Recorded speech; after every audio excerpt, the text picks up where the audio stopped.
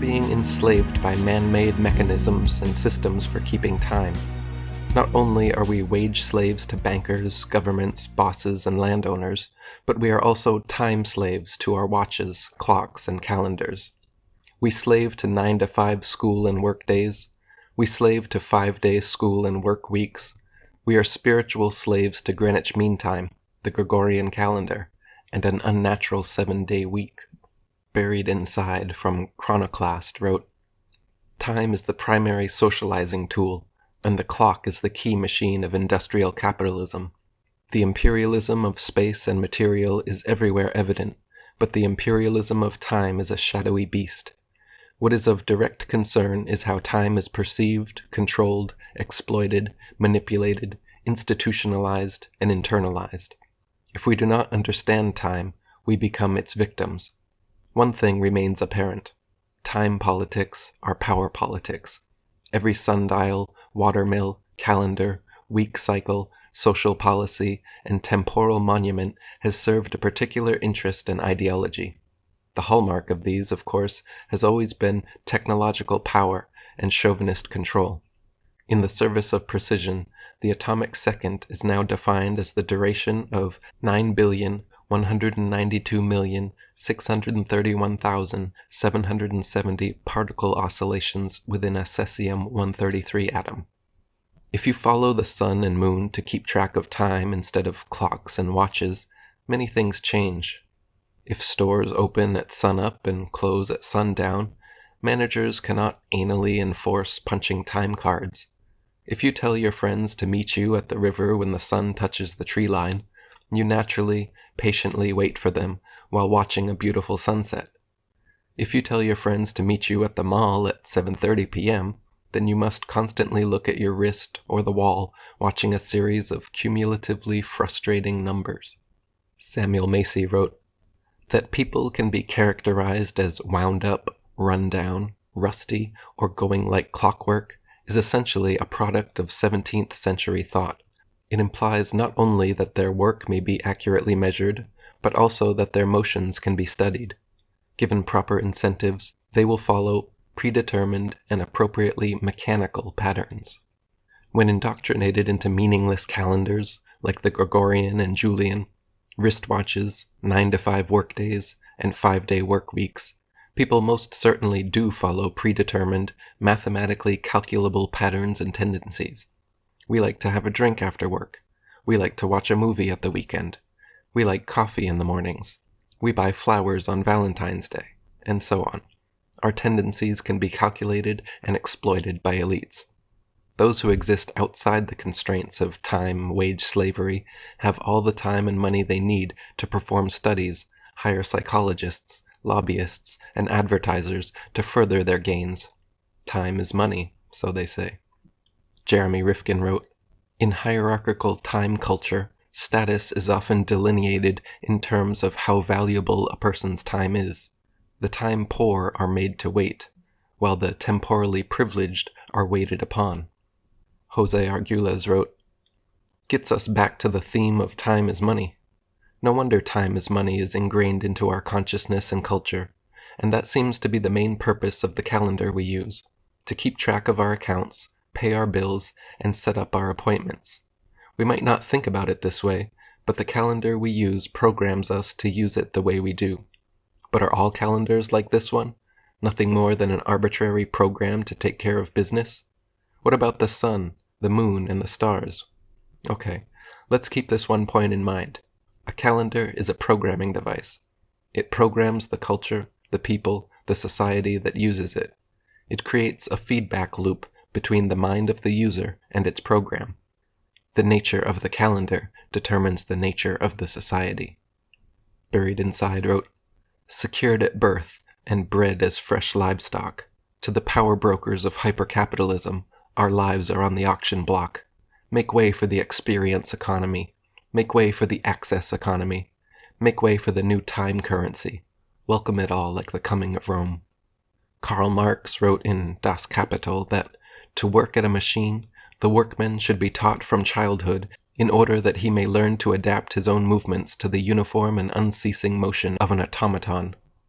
This statement has been implemented into our government and corporate institutions in many ways. Students align themselves with the approximate 9 to 5 8-hour workday 5 days a week. We take this coincidence for granted or explain it away by the convenience of aligning work and school schedules for daycare purposes. But in reality, what it instills is this psychological mechanism of slavishly submitting to the regulated schedules of employers. Also, the factory-like seating and positioning of a boss at the blackboard, giving out standardized directives, is a product of the industrial age. Without this long-term conditioning from a young age, would we so willingly sell our lives for minimum wage? Jeremy Rifkin wrote, "We are making the transition into what economists call an experience economy, a world in which each person's own life becomes, in effect, a commercial market. In business circles, the new operative term is the lifetime value of the customer, the theoretical measure of how much a human being is worth if every moment of his or her life were to be commodified in one form or another in the commercial sphere. Time has been broken down for us in many ways, some of which make sense and others which seem senseless. Many delineations of time have astronomical significance, which seem sensible. The sun and Earth's interaction gives us a yearly cycle, the moon's lunation pattern gives us a monthly cycle, the constant rising and falling of sun and moon gives us a daily cycle, and the tides give us a natural quarter-day cycle as they come in and out.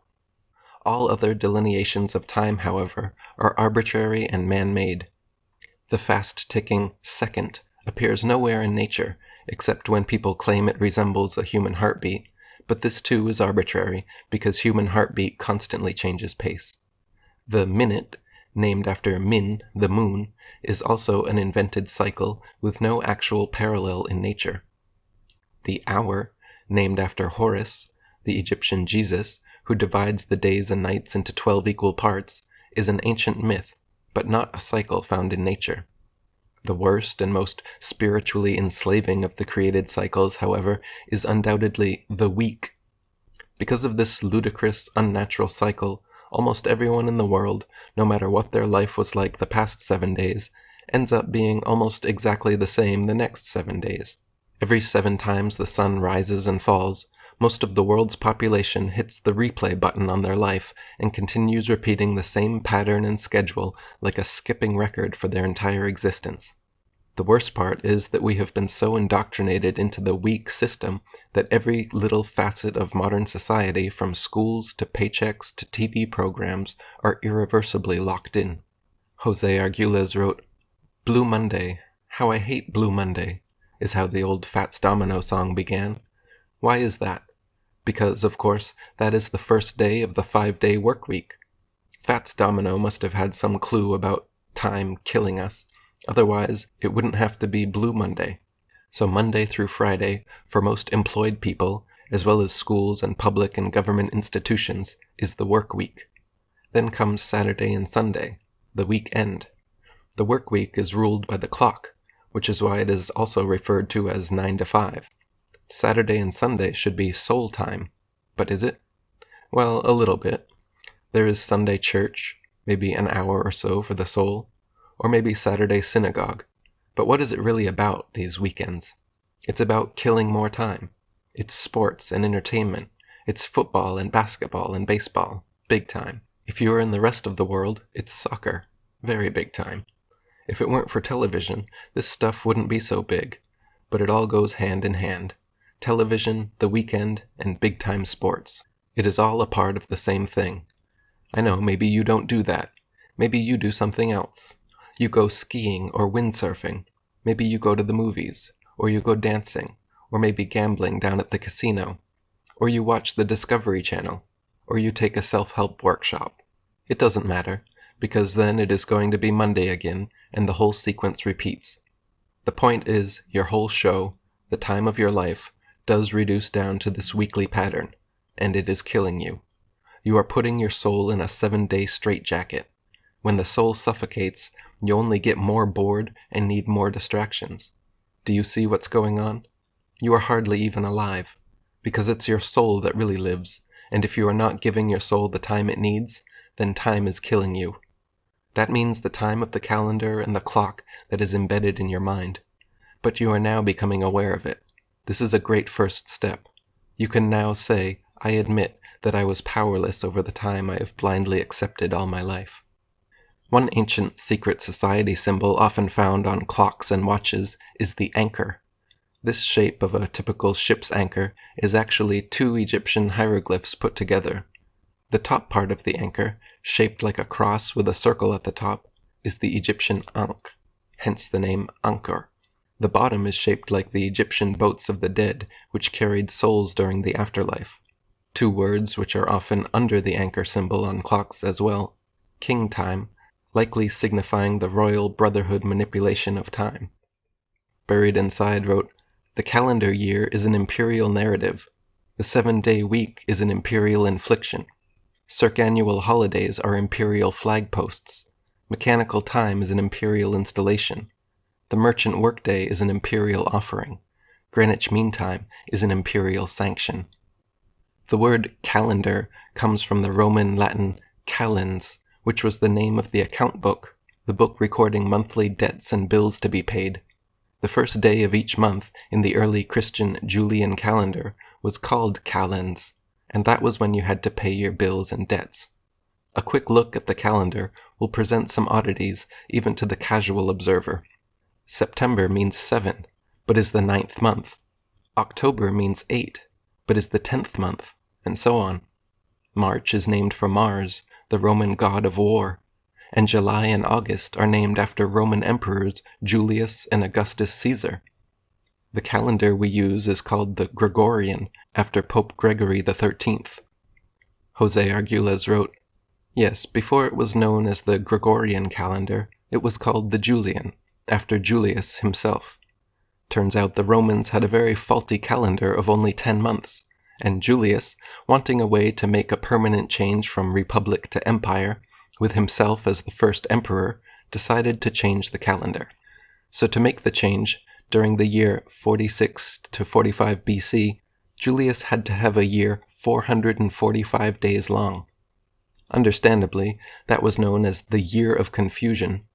Julius didn't live beyond the Ides of March of the year 45 BC, when he was assassinated for what he had done. But the empire prevailed. Julius was followed by Augustus Caesar, who made a further change in the calendar. He saw that Julius had changed the name of the month Quintilius to Julius, July. So Augustus changed the next month, Sextilius, to Augustus, August. Not only that, Sextilius only had 30 days, while Julius had 31 days. Augustus wanted to make his renamed month, August, as long as Julius's month. So what did he do? He took the 29th day off February, already the shortest month, and added it to his month. That is why August, like July, has 31 days, and February only 28. So that is how the calendar began. Despotic motives, imperial pretensions, and confusion. The Christians began using the Julian calendar around 321 AD, when they added the 7-day week to it. The 7-day week was borrowed from the Hebrew lunar calendar. The Jews borrowed the 7-day week from the Babylonians. The 7-day week never correlates perfectly any of the months, except when February 1st might fall on a Sunday. Then there will be 4 perfect 7-day weeks in a month. The moon goes around the Earth 13 times in 1 year. 13 times 28 equals 364, plus 1 day equals 365 days, 1 solar year. The ancients all used 13 moon, 28-day calendars and celebrated the extra day, always on July 25th, as the day out of time, when the rising great star Sirius peaks. The Druids, Incans, Mayans, Egyptians, Polynesians, Lakota, and many other cultures all used 28-day moon calendars. David Icke wrote, the native peoples of the world who still live by moon time are far more in tune with nature because they are operating on the same time-energy flow as nature. They are in sync with it. But in 1572, Pope Gregory announced that a new calendar was to be introduced, the Gregorian calendar, and it was implemented in October 1582. It was another Brotherhood scam, and the Gregorian calendar became the fixed standard time for the planet. This means that the human mind is tuned to this manufactured flow of time when we look at a clock, a watch, or plan the future with a diary. And where is the center of this time system? The 0 point from which all the world's people tune their timepieces? Why, it's only Greenwich in London, across the River Thames, from the City of London financial district, the Brotherhood's operational heartland. And what was the inspiration for the Gregorian calendar? The one used in Babylon. The Gregorian calendar is a farce. It is the time equivalent of throwing all your clothes in a wardrobe and leaning against the door to stop it flinging open. The clothes may just about fit in the space if you push them in hard enough, but what a mess. Here we have a 12-month year of 60-minute hours and 24-hour days, with the months so ill-fitting that some are 30 days, others 31, another 28 or 29 every 4 years. Yes, fits like a glove. But a sensible measurement of time was not the motivation. Disconnecting human consciousness from moon time was the idea, and the Gregorian calendar removed the 13th moon. There should be 13 moon cycle months of 28 days, but instead we have 12 months and 12 moon cycles. The Brotherhood hierarchy still operates their calendars to moon time, another reason for their obsession with 13. Months are not a proper unit of time, are they? A month is either 28, 29, 30 or 31 days long. In common parlance, we talk about a month being 4 weeks long, but they're not. Only February is exactly 4 weeks long, and even then, that's only true 3/4 of the time. 94% of months are longer than a month. We know exactly how many seconds in a minute, how many minutes in an hour, hours in a day, and days in a week. We even know exactly how many months in a year. But the months themselves are a mystery. They chop and change. Let me give you an example, okay? Let's talk about something real, human pregnancy. Okay, we've all learned this all our lives, we all know. How many months are we told an average human pregnancy should last? 9, very good. 9 months. Now, hands up if you are a parent. Okay, parents, how many weeks were you told on average your pregnancy would last? 40. 40 weeks is 10 bloody months, isn't it? 10 months, we've been bilked our whole lives. You spend your whole life as a woman thinking if you get pregnant it'll be 9 months, and then you get there and you discover it's actually 10. You've been conned, haven't you? Let's look at the year. How many months are there in a year? 12. Exactly. How many weeks are there in a year? 52. Good. However, 12 months, well, 12 times 4 is 48. And 52 minus 4 is 48. Doesn't take a genius to work out we've got 4 extra weeks. And what do 4 weeks make? A month. There are actually 13 months in a year. We are being paid for 12 months' work, and we are doing 13 months' work a year. This is outrageous. This is absolutely outrageous, and I have a solution. I have reformed the calendar. Let me be clear, it is not just the lack of rigour that I have issue with. I have another issue with months, a linguistic one. These are the months as we know them today. Take a look at the word October. Oct. Think of all the other words you know beginning with oct. Octopus, octagon, octogenarian. Think of all the words you know beginning with dec. Decade, decimal, decathlon. You don't have to be the sharpest linguist out there to realise that sept, oct, nov, dec represents 7, 8, 9, 10. And yet we've put them in positions 9, 10, 11, 12. Why has that happened? I'll tell you why that's happened. It's because of the bloody Romans. Before that, we used to have months called quintilis and sextilis. It used to be 5, 6, 7, 8, 9, 10. But then the Romans got all egotistical on us. They wanted to name 2 months after their emperors. They named months after Julius Caesar and Augustus Caesar. Can you imagine the ego involved in naming a month after a human being? It's one thing naming it after a god. You know, you've got January after Janus, that's okay. Mars gives you March, that's okay. I mean, if you believe in a god, why wouldn't you want to venerate them by naming something as fundamental as a period of time after them? That makes sense. But not an actual human being. Get your egos out of the game. That is ridiculous. Well, they have confused things by naming July and August so, and then everything got moved around at a later date. So what we're going to do, we're going to correct this system. The first thing we're going to do is sort out the numbering, obviously. So let's call that 7, 8, 9, 10, because they are called 7, 8, 9, 10. That's what they are. So if they're going to be 7, 8, 9, 10, it follows, does it not, that that becomes 6, 5, 4, 3, 2, and 1. So if that's what the numbers are going to be now, let's move July and August down to there, and let's move January and February down to there. So now we've got all the same months in the same order, it's just the numbering is more appropriate, okay? That's easy. Now, let's remove the egotistical Romans from our calendar. Let's remove Julius Caesar, remove Augustus Caesar. Let's perform a Caesarean section on our calendar. Let's remove them completely and replace them with the months they replaced, Quintillus and Sextulus, which are now in the right place, 5 and 6. That is the numbering sorted out. We've got 5, 6, 7, 8, 9, 10, exactly where they should be. Now, obviously, is the time we introduce the 13th month, which, of course, will be Gormanuary. Now, what we've got there is 13 months of exactly 28 days long. Everything ticks over perfectly. March the 1st, New Year's Day, will always be a Sunday because nobody wants to go straight back to work on New Year's Day, do they? And it will always be a Sunday because of the order in the calendar. The 1st of every month will always be a Sunday. The 2nd of every month will always be a Monday. And that means that New Year's Eve, the 28th of Gormanuary, will always be a Saturday. Now, it might have occurred to some of you, that 13 times 28 is 364. And that means we've got a day spare. We can't force the year to only be 364 days long. The year is to do with the stars and the planets. So what we're going to do is, after Gormanuary, we're going to have an intermission. It's 1 day long, and it's not called Sunday, it's not called Monday, it's not called anything. It isn't a day of the week, it is just intermission.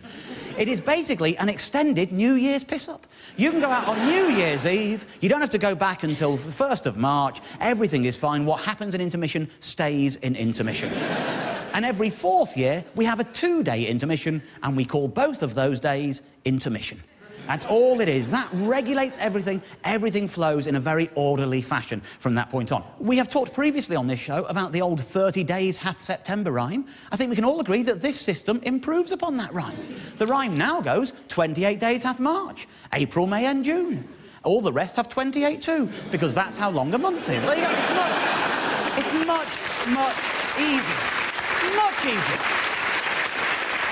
I'm confident in this. I'll tell you what I'm going to do. I'm going to put the PowerPoint down for a moment. I'm just going to say, any questions? Any questions about the system? Yes, sir. When are the bank holidays? The bank holidays, we have the same number of bank holidays as we do now. We spread them evenly throughout the year, very easy. The only difference will be the people we won't let have a holiday are the ones who work in banks. It's an improvement on bank holidays right there. Right there. The lady in the T-shirt. What if you're born on the 30th or the 31st of the month? Do you just move it along to the next month? You're asking about birthdays? Yeah, birthdays. Yeah, OK, I'm glad you asked. Birthdays. Well, let's use my birthday as an example, because everyone's birthday is going to change in this new system, right? I was born on March the 2nd, 1971. So the first thing you have to do is work out how many days into the year that was. So, for example, in me, it's quite easy. You know, there's 31 days in January in the old system, 28 days in February in both systems, and it wasn't a leap year, so there were just 28 days. 31 plus 28 plus the 2 days take you to the 2nd of March, makes it the 61st day of the year. Then you map that onto the new calendar, OK? Very easily done for this. 28 for March, 28 for April, that's 56. Leaves 5 spare. So my new birthday becomes May the 5th. March the 2nd, 61st day of the year, is May the 5th. And you do that with every day. It's very simple. I've actually got a little guide to help you. This is an old calendar, you know, using the current system, and I've mapped every day onto it, and lots of things are improved by doing this. For example, you know, you want to keep all the nice holidays and festivals and little sort of celebrations we have in life, like April Fool's Day. We're not getting rid of April Fool's Day, but April the 1st is the 91st day of the year, and so in the new calendar, it becomes Saturday the 7th of June. And I think we can all agree it's going to be much easier to catch people out. Knowing that, that's better. November the 5th. Again, you don't want to move it to the new November the 5th because it wouldn't be getting dark early enough for November the 5th to make sense. So you keep it where it is, you just map it onto the new date. So, for example, if you just find November in the old calendar, November the 5th would be the 309th day of the year, and so it now becomes Sunday the 1st of February every time. And again, that's very easy to remember. You just use the rhyme, remember the 1st of February. So it's just a simple process of mapping things on. That is true for every holiday, every festival going. Very easy. We got one towards the back there, yeah? Have you changed the star signs, and if so, what's the new 13th one? My advice to astrologers would be to just keep making it up as they always did. There's no... Doesn't matter. Doesn't matter for them. Yes, a blonde lady down here? You do know that means there's going to be 13 Friday the 13th in the year. I do, yes. Every month has Friday the 13th now. Yeah, exactly right. But the thing is, if you have to go through 13 Friday the 13th every year from the day you're born until the day you die, you're going to get over it. It's called exposure therapy. Yes, there's a man down here. What about things that don't happen on a fixed day, like Easter or Chinese New Year? Easter, it isn't. You know, that's the thing. It moves around. It's a movable feast at this moment in time. In the new system, we will nail Easter down.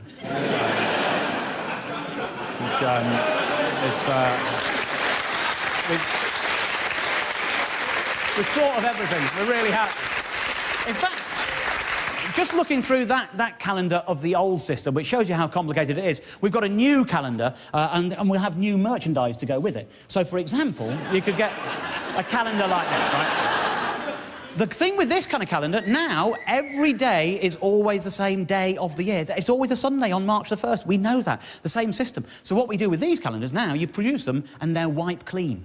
And then you've got one calendar for the rest of your life. That's less printing, less trees being killed. You can go anywhere. It doesn't have to be a sexy calendar like this. It doesn't have to be, but if it is, that doesn't matter because, like I say, it is wipe clean. So, that's an improvement all round as well, isn't it, really?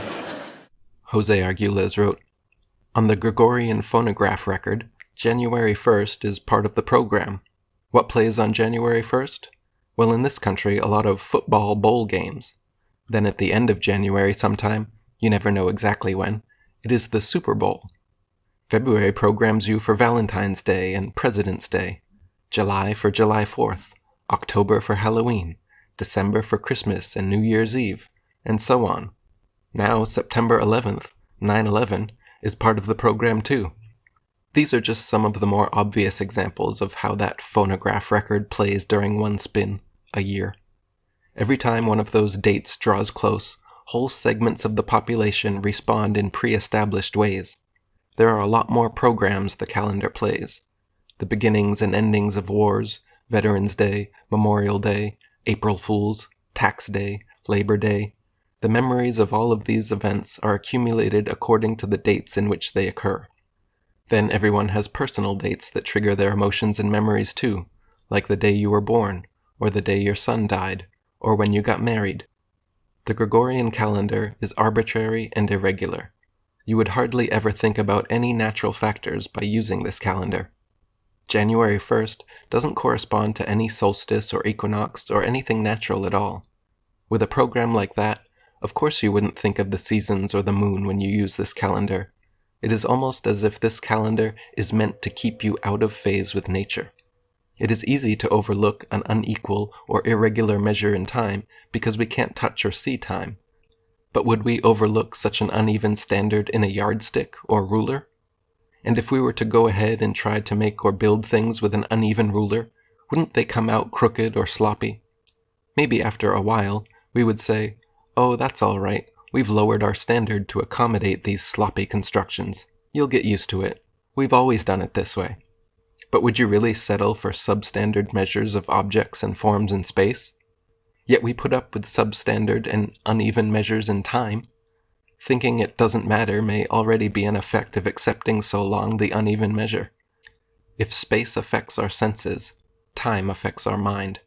Therefore, the effects of a crooked time on the mind may be far more subtle, yet far worse than the effects of a crooked space on the senses.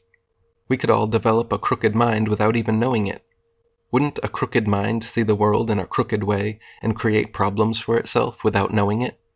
Not only that, but we would then think all of our problems come from someplace outside of ourselves. We would always be looking for the problems out there someplace. The female essence has long been associated with the moon, in large part because of women's 28-day menstruation cycle. The measure of the moon from new moon to new moon is called the synodic cycle, and is 29.5 days in length. However, the sidereal lunar cycle which measures the moon from where it reappears in the same place in the sky, is only 27.1 days in length. So 28 days, already encoded into women's biological cycles, is the average lunar cycle. This is not coincidence either, proven by luminescent ovulation cycle adjustment, the patented process whereby using on sleeping women a series of lights mirroring light cycles of the moon, their ovulation cycles change. Patent 6497718. Ovulation is about 14 days, half cycle, before menstruation. So in ancient times, women the entire world over would usually have menstruation aligned with the new moon and ovulation aligned with the full moon. It has been shown that 20% more people are admitted into hospitals and mental health facilities during full moons. Could humans be sexually frustrated due to unnatural misalignments in women's biological cycles? Is this why lonely dogs howl for companionship during the full moon? Ancient societies would often hold monthly fertility ceremonies in honor of the moon femininity, but nowadays those who worship the moon and lunar cycles are called lunatics, monsters, and nuts. Those who measure time by the sun's solar calendar find solace. The etymology, again, points towards our illuminated mass stars and their sun worship. Most girls feel embarrassed or at least inconvenienced by their onset of womanhood. First periods are accompanied by tampons, pads, teasing schoolboys, and warnings or horror stories from other older women. Zaire tribespeople, Native Americans, and other primitive cultures honor their women's first periods with puberty ceremonies. They believe each woman has incredible powers as a spiritual being, and the gift of life is an important event. During her first period, each girl is isolated from the tribe and taken by female relatives and friends to a special moon hut to be taught about sexuality and childbearing. She is taught arts and crafts, stories are shared, and wisdom is passed down. After her period of isolation, she is welcomed back with a big feast in her honor. In the ancient world, it was believed that women had amazing powers of healing and creativity during menstruation, so they should not be wasted on everyday tasks. Menstruation was a time women spent meditating and spiritual searching. The ancient Mayan calendar is slightly even more accurate than the Gregorian calendar we use today. They calculated the moon's orbit of the Earth incredibly precisely, 29.528395 days to our current 29.530588 day measurement. They could accurately predict solar and lunar eclipses and had amazing knowledge of astrology and the stars. Archaeologist Eric Thompson asks, what mental quirks led the Maya intelligentsia to chart the heavens, yet fail to grasp the principle of the wheel? To visualize eternity as no other semi-civilized people has ever done, yet ignore the short step from corbelled to true arch. To count in millions, yet never learn to weigh a sack of corn. The Mayan calendar measures cycles of expanding consciousness and completing one's purposes in life. Gauging the passing days like this changes the way one thinks of life. Modern societies tend to see time as a ticking time bomb till they die, a clockwork of standardized gears cranking until they get older, rusty, useless, and stop turning. The Mayans, like early Christians, believed in reincarnation, which fits with their calendar. They believed all of life was a spiritual evolution and an expanding of consciousness and purpose, so each day correlates as such. For instance, as I write this, today is the second day of the new Jaguar moon of intention. Each moon has a spirit animal and purpose. Today's Solkine is Skywalker the 13th, which means explore space wakefulness, the aspiration to unite heaven and earth. Today's power is activation, today's action is bonding, and today's essence is service. Each day also has a color, a chakra, and a symbol as well. Now this may sound odd or appear as some New Age foolishness, but this is a method of timekeeping used all over the ancient world. To associate the nature of time with the evolution of consciousness seems to me a much evolved outlook. The Maya knew about the 25,920-year precession of the equinoxes, in which the position of the rising sun against the stars changed slightly for 2,160 years past each constellation of the zodiac. They even perfectly calculated the end date of this procession as December 21st, 2012. Jose Arguelles wrote, "The Christians set sail westward and discovered the New World. In a place called Yucatan, they discovered another people, the Maya. These Mayans also had a calendar, a heathen device that was more accurate than the Julian calendar. The Christians learned from the Mayan calendar that their calendar was 10 days off. What to do? The Christians burned all of the Mayan books in 1562. Interestingly enough, 10 years later, in 1572, there was a new pope. He named himself Gregory XIII and declared that his first act as pope would be to correct the Julian calendar. 10 years later, 1582, Pope Gregory XIII had achieved his aim. If you went to bed on the evening of October 5th, 1582, when you woke up, it was October 16th, and not October 6th. Pope Gregory XIII had made up for this 10 days, and the Julian calendar was now known as the Gregorian." Time doesn't exist in any way at all. I made a video about existence many years ago, which I will link in the description. But basically what it means is that there's no way to sense time with any of your senses. Let's take the stupidity of movies such as Back to the Future as an example. They enter man-made numbers, symbols, into a man-made time machine, which is supposed to bring them back to the past or to the future. Even though the past is your memory and the future is your imagination, which means that it's all in your head. We live in the exact same moment as Jesus, if you believe in him, or any other historic figure. I will get deeper into this, but it's just so you get a grasp on the mentality of the viewers of these movies, because they have to believe in time in some way for them to be able to enjoy or even make any kind of sense out of these movies, even though what they did by entering those numbers into the machine made just as much sense as putting a pigeon on the roof of the car, believing that that's what's gonna make them go back in time. Yeah. Every day the system that we live in confronts us with this belief called time. It's a form of mind control. Your memories are all happening now. I get that it's hard to wrap your head around it, but what you see as the past are essentially actions and movement.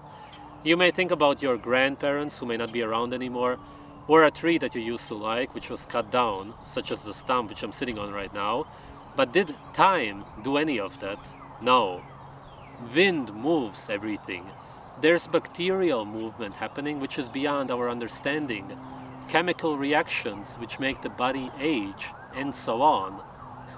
When you see a symbol and read it as 1985 and believe that it was an actual occurrence, or that it's a time that you can go back to, then you are mentally ill. Your imagination has been corrupted to the point where you see cycles where there are none, because of calendars, clocks, and the media in general.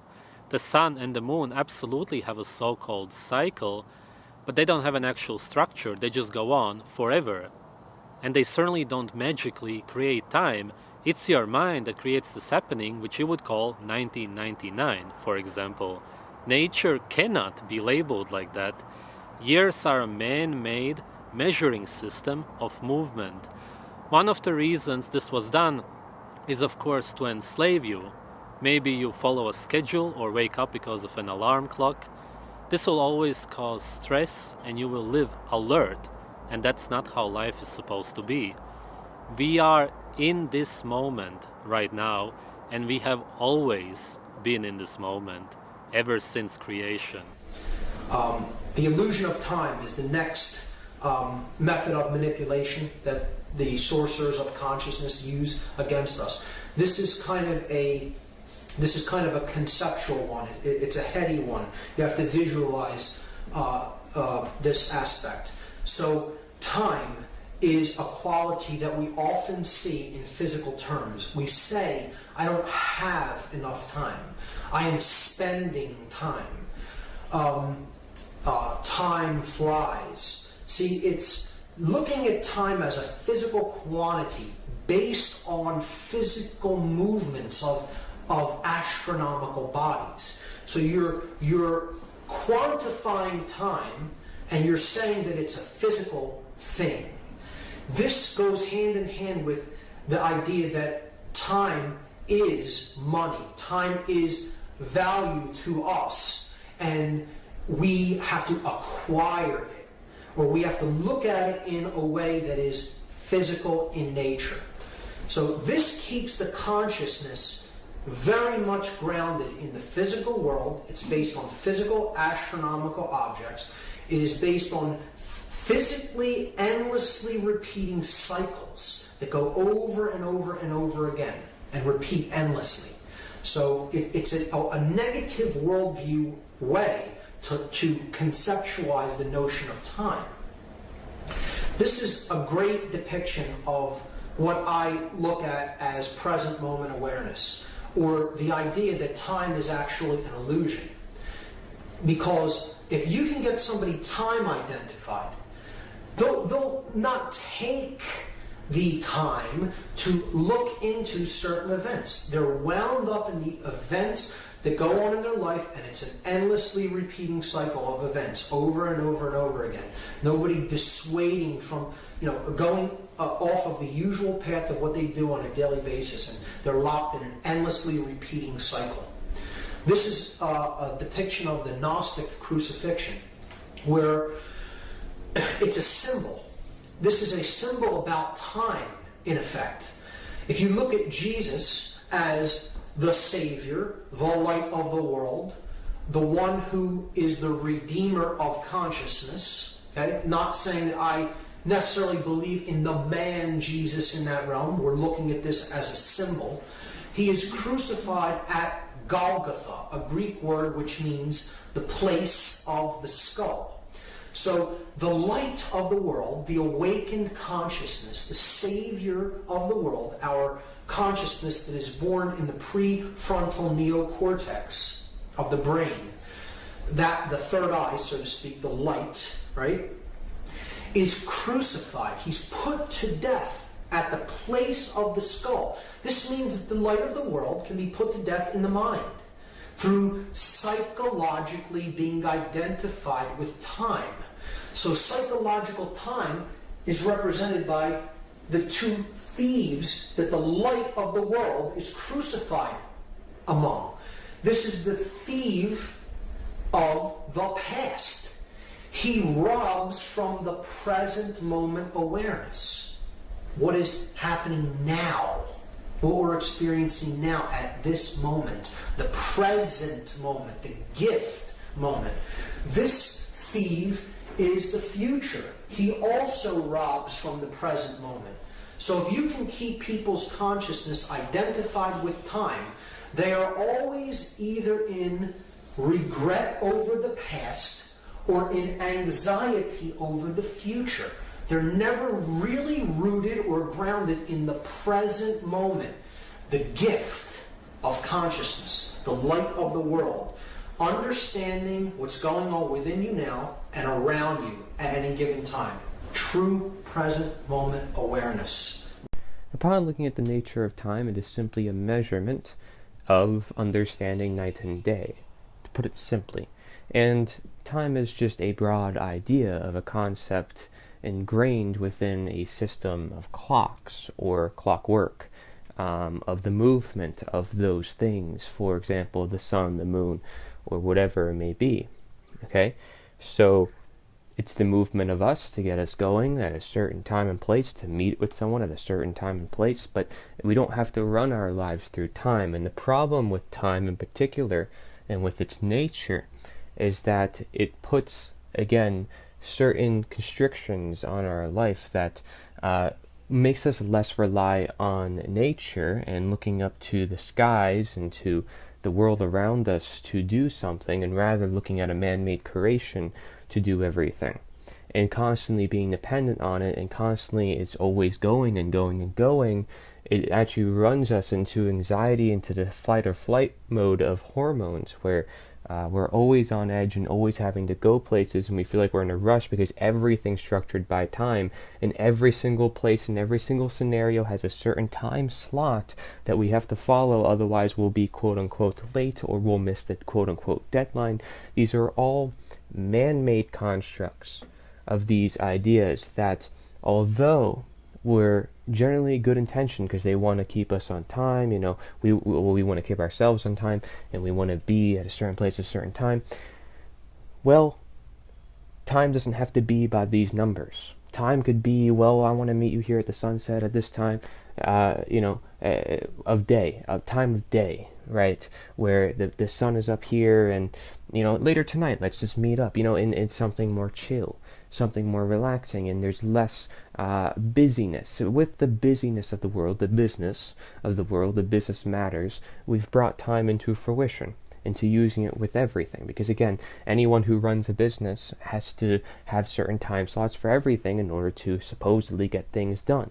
They don't have to do this, but this is why their life is so controlled, and why people who tend to have the most money tend to live the most controlled lives by these things and don't know how to escape it, because everything in their life is structured around, whether it be time, money, religion, or another different belief system that's present. So the nature of time is that you can see it in the natural sense, or you can see it in the unnatural sense. The unnatural sense is with numbers, right? And with constrictions and deadlines and certain set time slots. And the natural side is with the sun and moon, and understanding that there's a cycle to life, right? And there's no specific constrictions on that. Okay, so we understand time's placement because we understand the natural placement of time. When we understand that, then we can understand the unnatural placement of time, and that we're simply a tool to use as a tool in our life to make sure things get done. But we don't want it running our life. So it's not a big deal, but we don't want it running our life, and it's better if people run their life by day and night, and they go to sleep when the sun goes down, they wake up when the sun goes up, and they live their life in according to that, because not only is that best for their health, but it will not make them a slave to the man-made system we call government. Time is just another factor of the quote-unquote workday of your slave job, or another form of modern slavery, to keep you away from freedom and possibility and potential and imagination and memory, which are aspects that really hold time as a good thing. If you don't think about time, okay, you make the time by living life, and time flies by because you're not thinking about time. Time isn't in control of your life. You are free. You see the potential. You're creating potential. You have memories. You're making memories. And that's what you live your life by, those things, not by the constructs that are used to control you. So in conclusion, time is wrong because real time is now, all the time. It is here, and it is present. It is sun and moon. It is the natural cycles of life. And that is what real time is. And so the time we use on a day-to-day basis based on the Gregorian calendar and what was long the Roman Empire building these systems, these are man-made systems that are not natural. And so nature is the answer. We need to return back to real time so we can actually feel at peace with our real selves.